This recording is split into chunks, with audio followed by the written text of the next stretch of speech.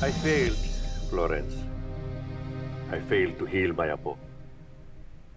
Kasalanan kong lahat ng ito. I should have been a better lolo. Alam niyo po, Lola Garb, isa po sa mga tinuro sa akin ng nanay ko na ang pinakamalakas na lunas sa mga sakit ay panahon. Dahil pag ang araw daw po naging buwan at ang buwan naging taon, kahit gaano naman po kalalim, maghihilang po ang mga sugat at mga sakit. Alam mo, tama ang nanay mo. At maraming salamat, Flores. Pinaalala mo sa akin na huwag mawala ng pag-asa. Chapsuy pa more.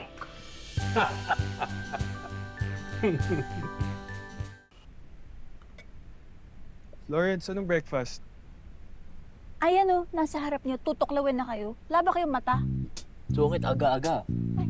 Happy morning, Troy and Owen! Ginaman ko kayo ng juice or kape, hot chocolate. Ano pa gusto niyo kainin? We're okay with the orange juice. Thank you, Florence. Thank you! Teka, ba't may favoritism nangyari dito? Yung Troy at Owen, sweet ka. Pero sa amin ni Tristan, sungit mo. Oo nga. Baka hindi kayo nice. Kailangan maging nice. Mawawa ka naman. Problema. Pep! Flex ko lang kasi na sila namang dalawa ang pinaka-sweet sa akin dito sa mansion. So, Stray naman kami ha. come. Sige na, kain na tayo. Attack! Si Nero nasan? Inaatake na naman yung mood swing niya. Weirdo na naman ba siya for today? It's actually his dad's birthday. Kaya we should be extra careful with him today. Or better yet, wala mo nang lalapit sa kanya. Let him be by himself.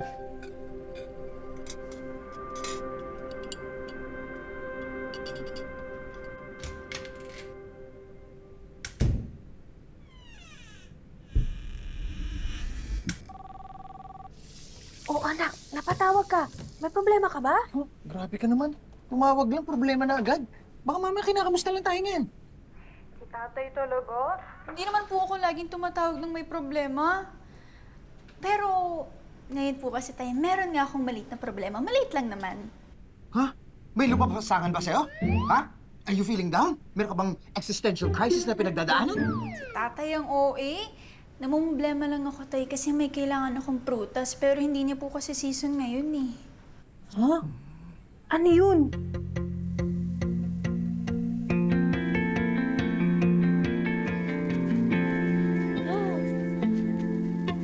Layo naman ito. Itong bahay na to. Diyos ko naman. Parang umatakin sa puso ko. Nahihilo ako ah. Nahihilo. Para ako babayat. Feeling ko sumeksi ako ha.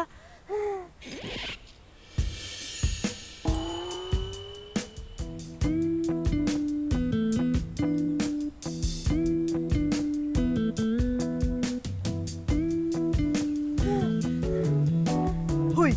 Kung makakita ka, parang nakakita ka talaga ng sexy ah.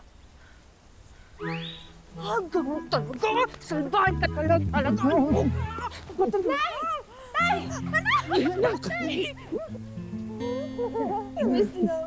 Payat-payat mo na. Teka lang.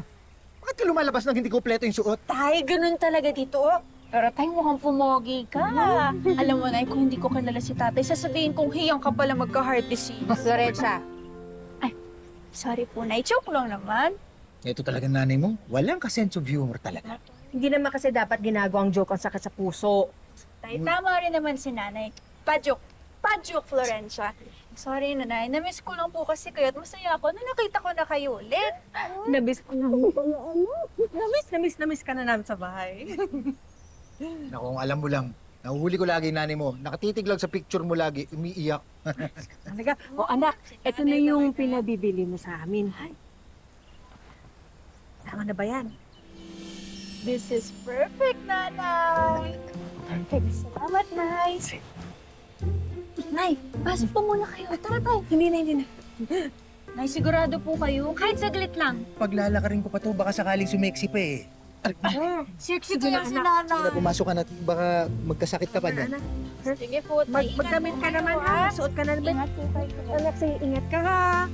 I love you, ha? I love you, Nay. Love you, nak!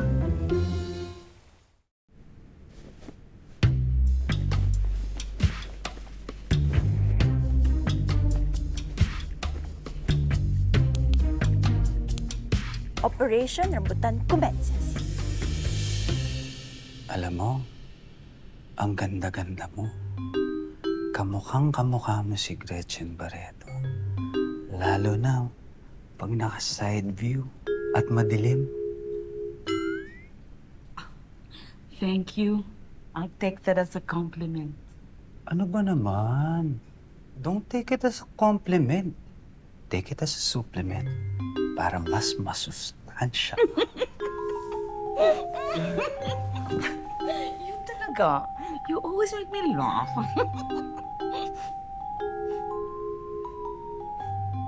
Oh, bakit? May nasa-sense ka bang danger? Parang may ibang amoy.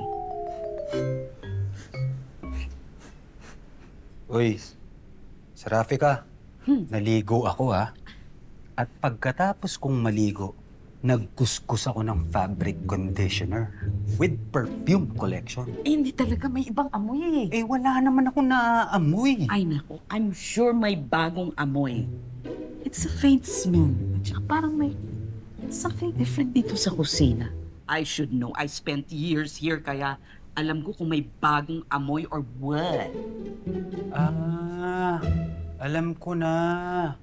Baka naman naamoy mo lang yung mainit kong pagmamahal. I agree. Ang lakas nga ng amoy, busilak na busilak ang kalooban. Talaga ba? Si Rafika, Hmm? alis na tayo dito. Baka madumihan pa natin yung kusina eh. Nang sumisilak mo. Dam-dam. I'll go with you. Ikaw talaga, stop it.